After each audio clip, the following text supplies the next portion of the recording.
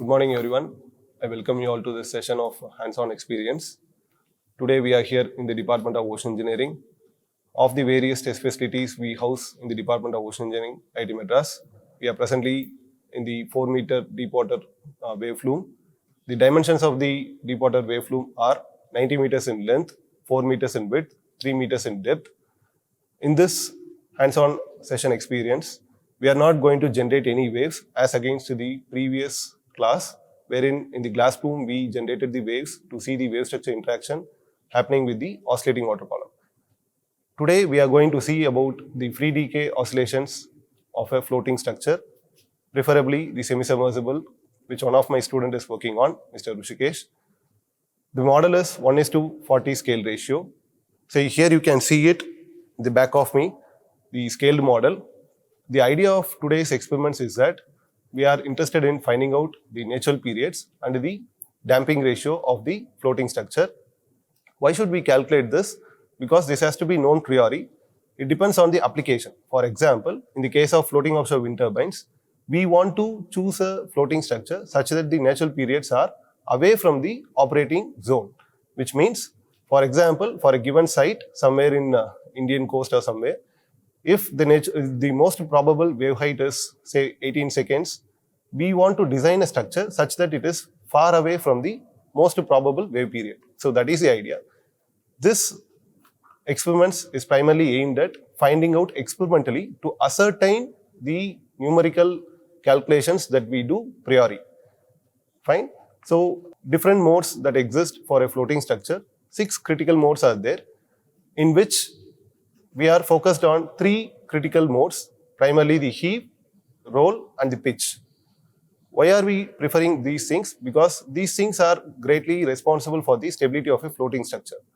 So in a nutshell, today's hands-on session experience will be focused on finding out the natural periods and the damping ratio of a floating structure based on the free decay test. So the free oscillation test that we mentioned basically refers to the free decay test that we are planning to do today.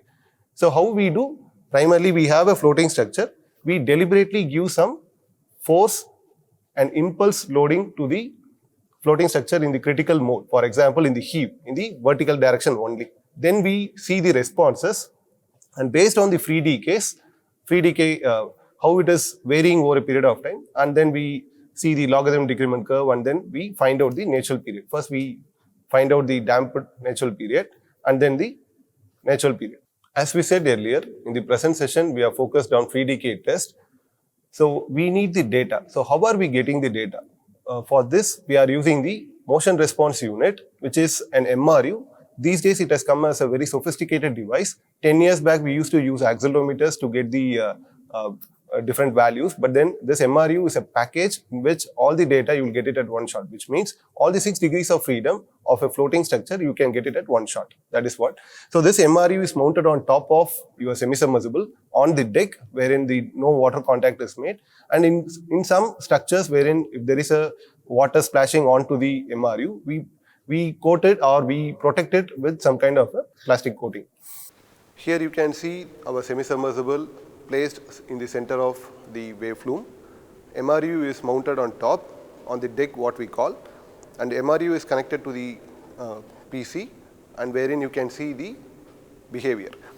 Now we are going to give a stroke length based on which the responses will be recorded in the PC, and that will be post-processed to find out the natural period and the damping ratio. Before we do it, the floating structure is deliberately placed in the middle, primarily to avoid any reflection from the wall when the waves are generated because of the oscillation which we give to the floating structure. Now our scholar deliberately gives a stroke in the heave direction, and whose data will be recorded in the software. So now we are giving an impulse loading to our floating structure semi-submersible, and because of the MRU, we are able to see the readings in our dedicated software, and this data will be post-processed to find out the damping ratio and the natural periods.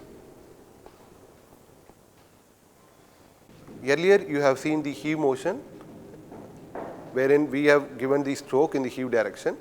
Now we are going to deliberately give a roll motion because of which waves will be generated. The waves will be generated in any of the cases, whether you give the stroke in the heave or in angular motion in the roll and pitch as well. Now, our student, our scholar, Mr. Rushikesh will give the roll motion.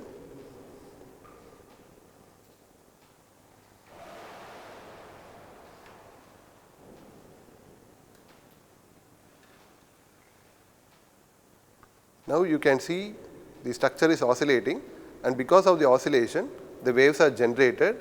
The waves generated is so small that we may not be able to 100% see it, but because of that, the structure is coming to rest very quickly. Now, with this free decay curves, we will be able to find out what is the natural period of the structures. Thank you.